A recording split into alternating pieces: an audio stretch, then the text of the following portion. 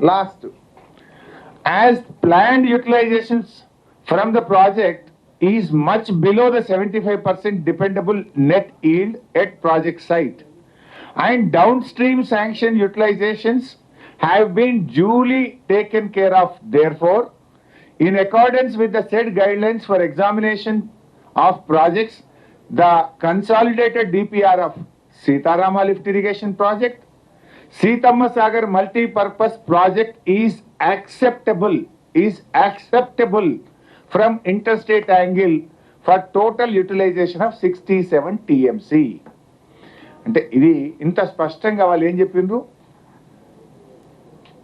ఆంధ్రప్రదేశ్కు డౌన్ స్ట్రీమ్లో ఉండే నీళ్లను దృష్టిలో పెట్టుకున్నాం, పై భాగంలో తెలంగాణకు ఈ సీతమ్మ సాగర్ ప్రాజెక్టుకు అవసరమయ్యే 67 టీఎంసీల నీటి లభ్యత ఉంది, దీన్ని యాక్సెప్ట్ చేస్తున్నాము అన్నారు.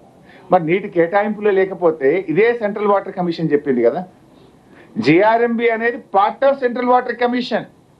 సెంట్రల్ వాటర్ కమిషన్ ఆంధ్రప్రదేశ్కు 531 అని తేల్చింది.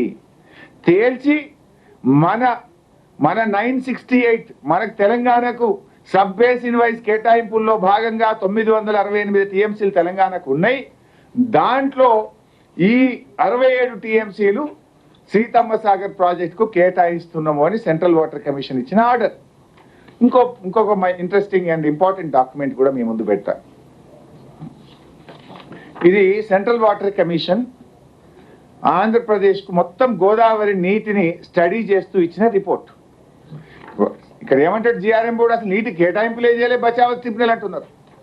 బట్ ఇది central water commission hydrology studies organisation assessment of water availability in Godavari and its sub basins June 2023. ఇది సెంట్రల్ వాటర్ కమిషన్ స్టడీ చేసి మొత్తం సబ్ బేసిన్ వైజ్ రిపోర్ట్ ఇచ్చింది. దీంట్లో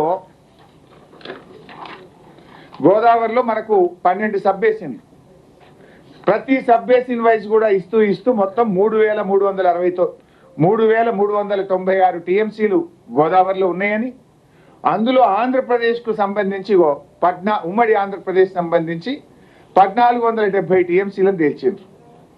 ఇందులో 513 అని ఇప్పుడే ఇందాక లెటర్లో కూడా నేను మీకు ఇక్కడ స్పష్టంగా చూపించాను.